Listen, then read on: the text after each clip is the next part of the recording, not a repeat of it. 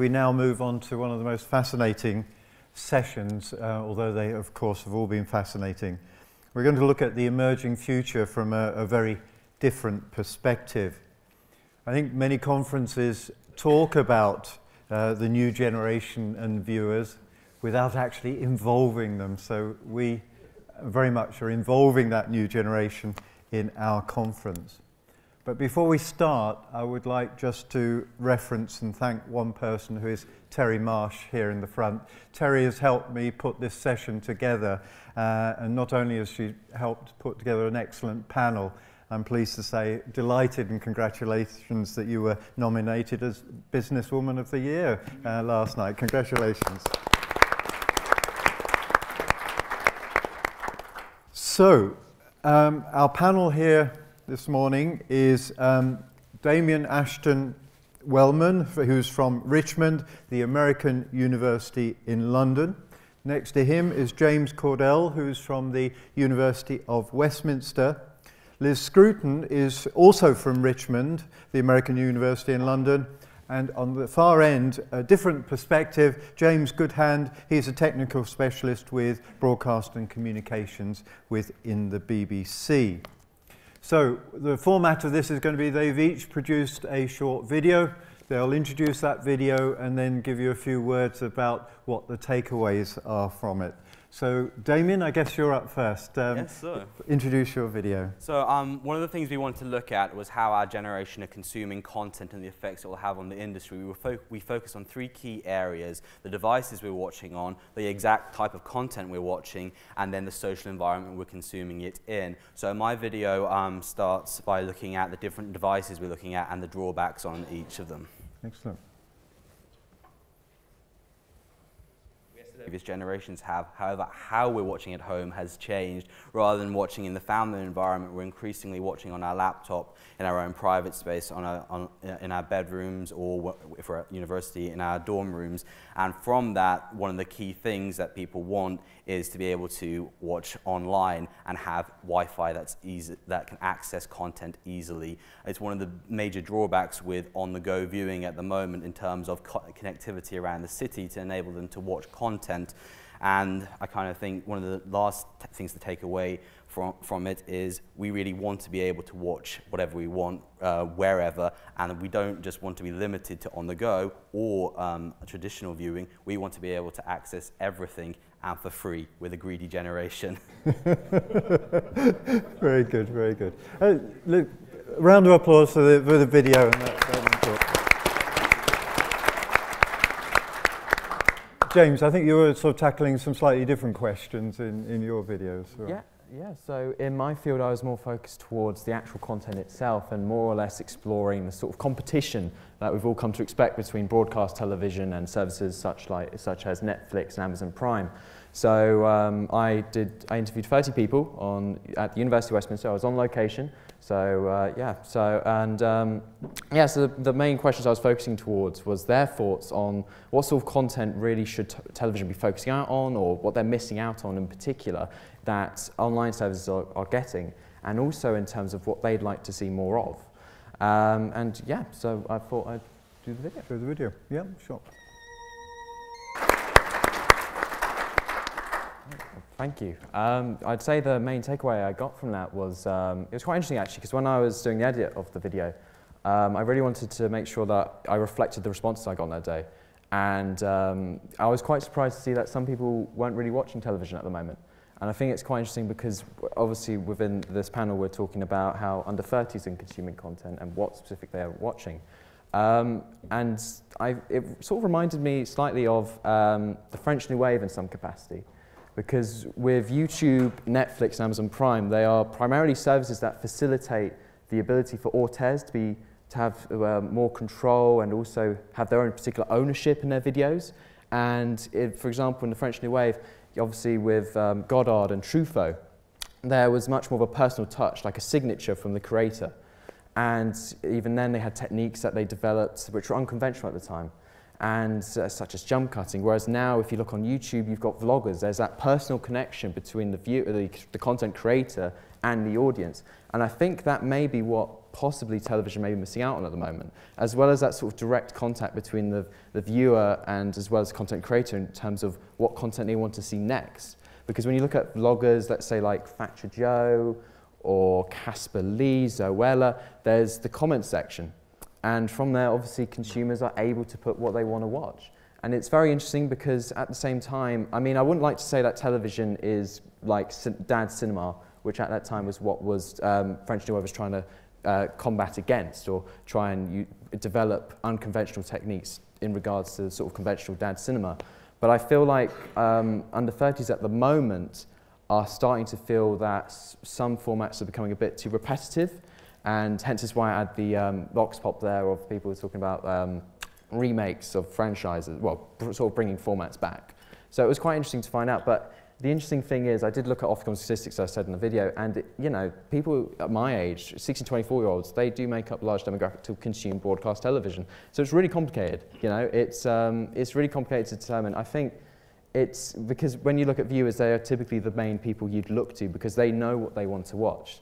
If you look at any viewer, they have no matter how much you study or whether university or how much experience you have, the consumer has the most intelligence on that prospect, if that makes sense. They know what they want to watch, and it's always quite interesting to hear their feedback. But it's quite complicated to see what the future will hold. I do think that history is slightly repeating itself, though. Sure. James, thanks very much for that. Liz, over to you. Okay, so what I really wanted to look at and delve into was the mindset of my peers in terms of the social environment of watching. So how they're watching and sort of almost more importantly, who they were watching with and how that affected what they were watching. So Damien and I actually interviewed the same poll of students from Richmond and got completely different answers and completely different attitudes in respects to the social environment. So I hope you like it. It's entertainment. So, personally, my takeaways from that were sort of very much in regards to how easily accessible the content now is, and more importantly, how customizable it is. I got a lot of sort of repeat answers from people talking about how they feel more connected to television, and I think I definitely personally adhere to this as well. There's much more of a forum. You know, you fall into a TV show, there's a Reddit subreddit or a meme culture going around, and so even if you've never seen a TV show, you know something about the TV show. And sort of in touching base on what James was saying about, you know, there's a lot of comments on, we're being shown the same thing over and over again, and you don't really get to choose what you're interested in because there's nothing original being produced. And I think of things like Stranger Things and things like that that are coming out where there is an original take on content that we're familiar with. And I think producing things like that is going to be the way forward of, you know, there's going to be something authentic, there's a new storyline, but it's a format that we're familiar with, that we're comfortable with. And new things like new soundtracks. And, you know, John the other day was saying something really interesting to me about the format of back in the day, you had to keep the camera very, very still. And nowadays, the camera's all over the place. You know, there's a much more realistic feel to it. And I think that that's what our generation wants. We want to feel like anybody could be in this TV show, you know, especially with social media like Instagram, Snapchat, you know, we're right there with the creators, with the stars of the show, behind the scenes, accessibility for everything. So if we have accessibility behind the scenes like that, I think we want accessibility at the forefront like that as well. Being able to have recommendations pop up and, you know, maybe I watch this by myself, but my friend's watching it on their laptop in their house and I'm live tweeting, oh my God, did you see this? And you have to watch this, and you can mention certain things that will get people interested in what you're also watching because you've got something in common, despite the fact that, you know, you may be across the globe from that person. And as someone who travels, I think that global aspect is very much appreciated by our generation because we're not a stagnant generation. People don't stay in their hometowns, you know. We go to university across the world, we've got friends in different places, we're watching at different times, we're watching different things. So I think that that's a really important component to the social environment of watching, and I think that that's going to be really important to watch going forward for content creators because they're going to need to appeal to that. Thanks, Liz. And I think I'll come back to the sort of social media component a little later, but let's bring the other James into the picture. James, you've seen those videos. I think probably for the first time you've seen those videos, but did any of it resonate for you? Yeah, I took about 3 different things away from them. The first thing, which was at the very start of Damien's video, was how most young people are watching on laptops rather than on TV, even though a lot of them say they prefer watching it on TV. and what the reasons behind that were. And it occurred to me that for a lot of young people, laptops are a necessity. They need them to do their homework on.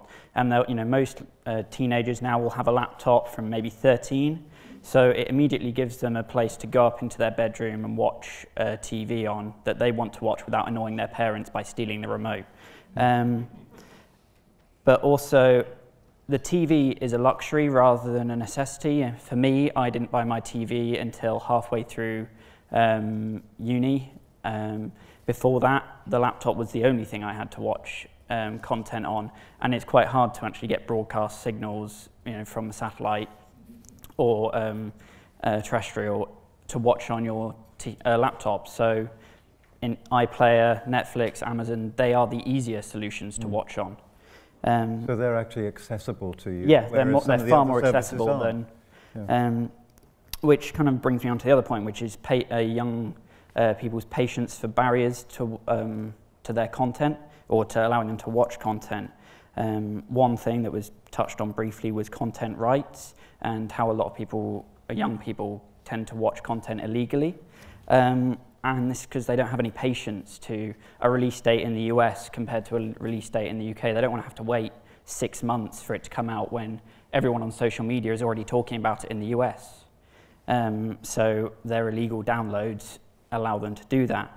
And I think this is encouraging Netflix and Amazon, because especially when they own the rights to their content and can broadcast it around the world on the same day, that makes it very easy for young people to get access to the content all at once. So they'll pay for Netflix and Amazon, because it's a fairly nominal amount really, to get that content.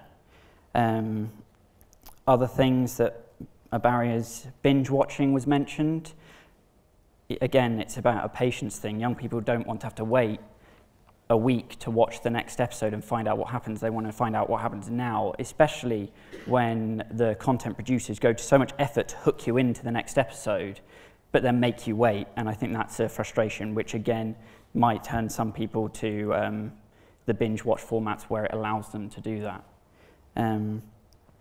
And also with offline viewing, if you're taking a long car journey, you're out and about, plane, offline viewing lets you watch the content you want wherever you are, rather than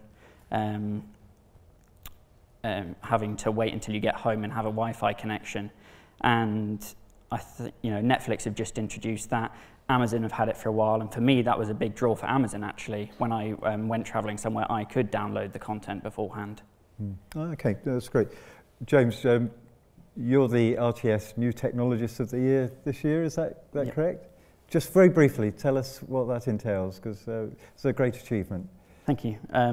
So when I just graduated from 2 years on a BBC broadcast engineer training scheme, and that ends with about a 6-7 month project on with a BBC department, and I went looking to do mine in something to do with the internet, with news ideally, and BBC News had this problem where they wanted to allow journalists around the world to see their internal video feeds, because a journalist in any other country wouldn't have access to BBC News, might have access to BBC World Service, but they wouldn't have access to BBC One, and couldn't see the context in which their news package was going to go out in, or couldn't monitor what competitors were doing to see what the news kind of schedule was like for Sky or ITV.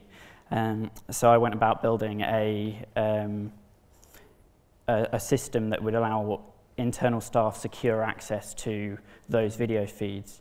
And that was quite swiftly kind of grabbed by one of the news engineers as a potential solution for an Olympics deal we'd kind of agreed with the British Olympic Association to provide the Olympic athletes in Rio with feeds of BBC One, BBC Two, so that they could watch the games in Rio with English commentary. Well, congratulations once again. Bring the subject back. Liz, you touched upon it. I don't know if anybody else has got some observations in this area, but you touched upon social media, but the others, you didn't mention it so much. What role does social media play in your viewing activities. Does someone want to comment on that, or do you want to come back on it? Well, I'm quite active on social media. You know, you've got Instagram, you've got Snapchat, you've got Facebook, you've got Reddit, and there's an entire culture out of TV that has just boomed and bred. I think, you know, there's an entire subreddit for Game of Thrones, for example, which is, you know, thousands of people. They have over 200,000 subscribers, and people are just sharing, you know, observations about the show. They want to hear about the costumes. They want to see, you know, what goes into making the props. They want to talk about what elements of the episode really grabbed them, or what they're hoping the next episode will hold. So I think that there's really a forum for continuing the conversation beyond just the viewing experience. Right. I think that's been expanded, especially in terms of things like memes. That is now a very or GIFs, but however you pronounce it, is very popular, especially on things like Facebook, where you know about something before you even get the chance to see it. So it's not too spoilery in that regard, but everyone knows that if earlier I mentioned Stranger Things, I don't think that there's a person at university who doesn't know what it is, rather if you've watched it or not. So things like that, they're being advertised to the young people. Young people know what it is, and it goes on our to-watch list, even if we don't get to it immediately. So it's on our radar, and things like that, platforms like that, make it on our radar.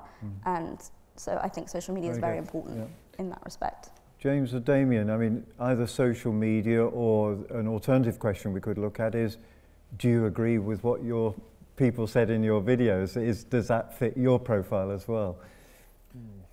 I can't speak for Damien, but I personally am I feel like a bit of an outcast with social media because I don't have a Snapchat, I don't have an Instagram. I've got Facebook and Twitter, but I barely use them. But I mean, following what Liz was saying, for example, Game of Thrones is a fantastic example. I remember when, actually, should I continue? Because I don't want to spoil this. I don't want to spoil this episode. But has everyone seen Game of Thrones? It was a couple seasons back. Anyway, it was called The Red Viper. I think everyone who's a Game of Thrones fan will know which one it was. Let me just demonstrate. It was, there was a head. Imagine a head here. Anyway, so I thought, I'd be quite clever, and this is my very few moments where I'm slightly funny, where I just thought, wow, what a mind-blowing episode. But the thing was, by doing that, you feel like you're part of a much wider community. Yeah. And that you're not just watching yourself, even though I was watching on television. Yes.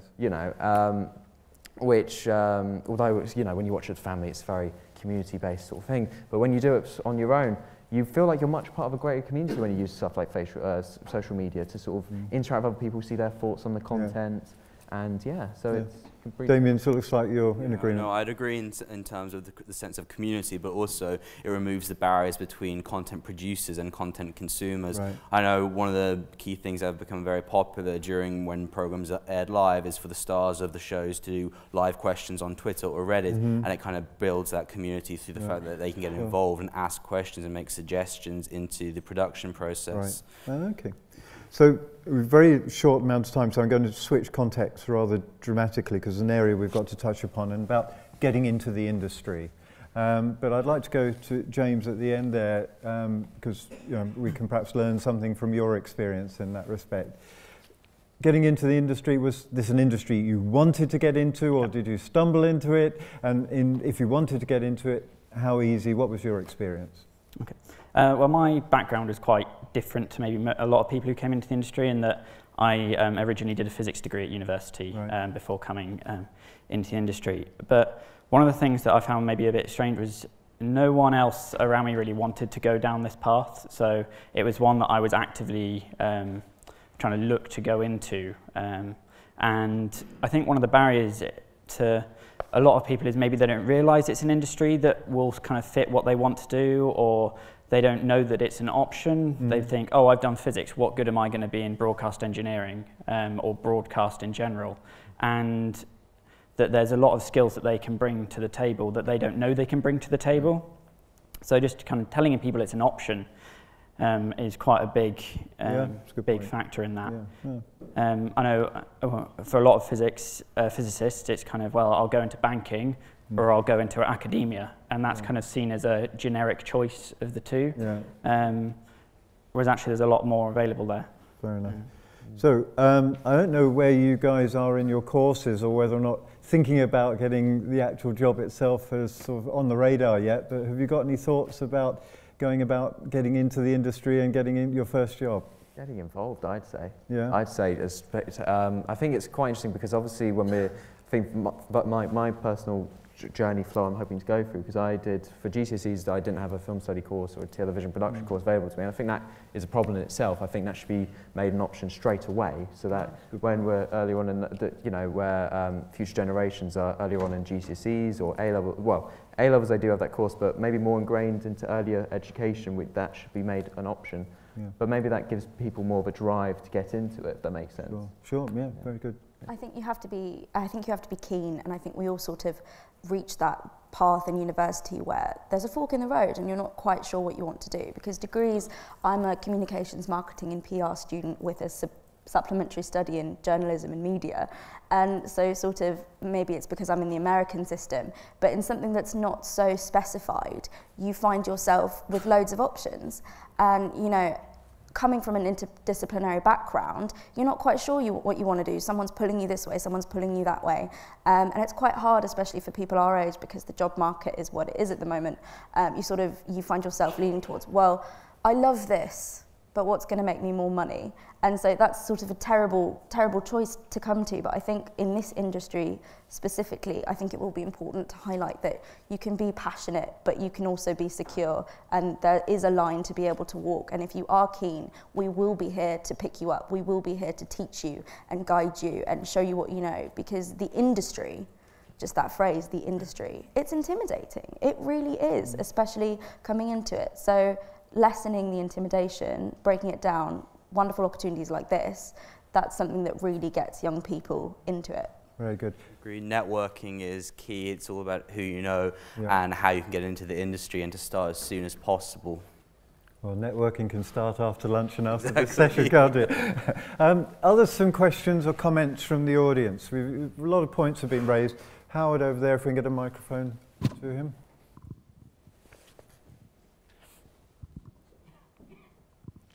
Thank you. I'm curious, what drives you to new shows? Is it the stars or the story? Good question. Story, I think. If it's got a good story, I'll watch it regardless of whether there's a named star in it. I want to be entertained, and if the story isn't entertaining, I won't watch it. Yeah, following Damien, I'd agree.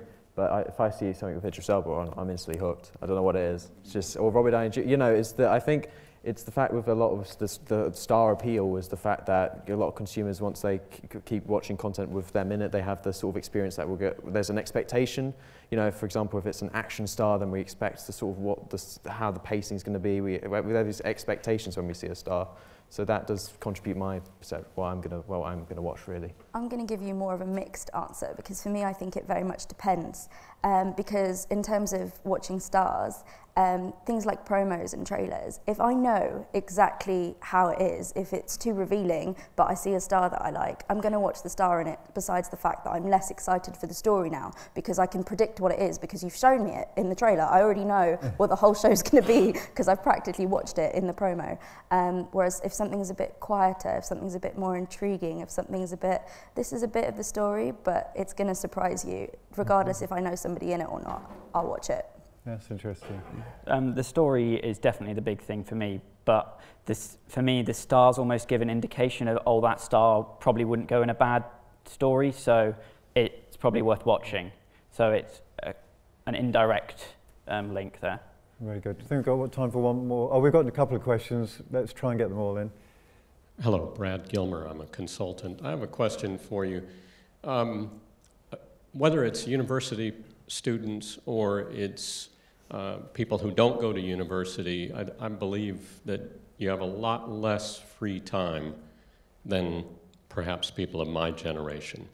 And so my question is, how are we doing, television or entertainment, media entertainment doing, against other choices that you have in terms of the limited free time you have to spend doing things? Or people investing more time in Facebook or Twitter or whatever, not in conjunction with what we're doing, but as alternatives? Yeah, it's a competition for your time.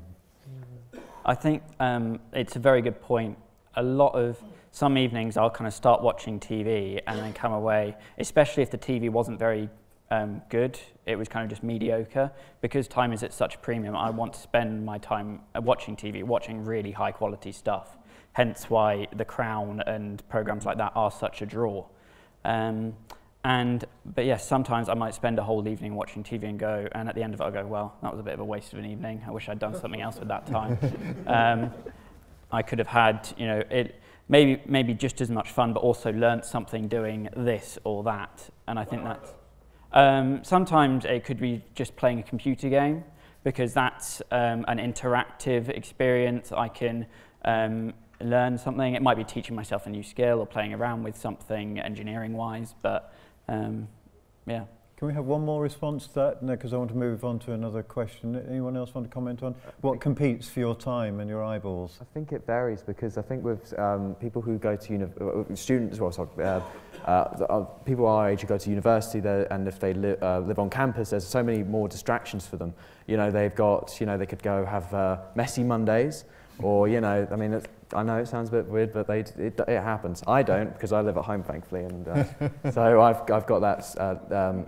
I've got that sort of space to myself, but I personally haven't touched my PS4 since the semester started, but I have been watching a lot of television at the moment. Yeah. Thanks, James.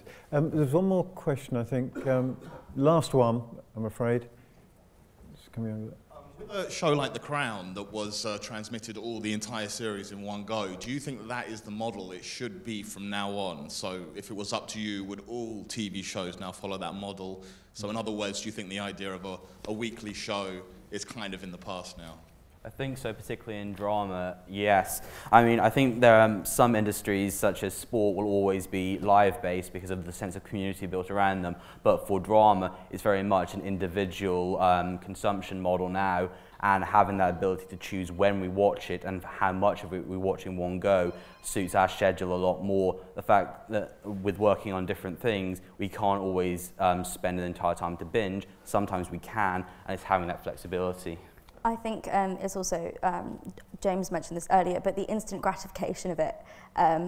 We're not very patient people. We've got lots going on, you know, email here, assignment here. So I think having that available, I won't necessarily watch it all in one go, although that is sort of the problem that you run into as students not going to class because I'm just on the 5th episode and I really have to find out what happens, you know. So I think that in a lot of ways it's not necessarily the beneficial thing to have it all released in one go, but in many other ways I think that it gives people time management because you have to, it puts the responsibility on the shoulders of our generation, whereas older generations had no choice. You had to plan your life around this and you wanted to be home for it or you didn't get to see it. Whereas it puts sort of that responsibility on our shoulders of, you want to watch it, sure, but you've got this to do. What do you do? So it forces us to step up and take responsibility for that. So I think that could be a good thing. And I think that TV or the TV industry is kind of shooting itself in the foot by not allowing people to binge watch, because for me, when I've got to wait another week, I mean, it's immediately, I'm kind of grateful because it's like, oh, now I can do something else with my evening rather than spending my evening in front of the TV. So I'm being grateful for them allowing me to not watch their program.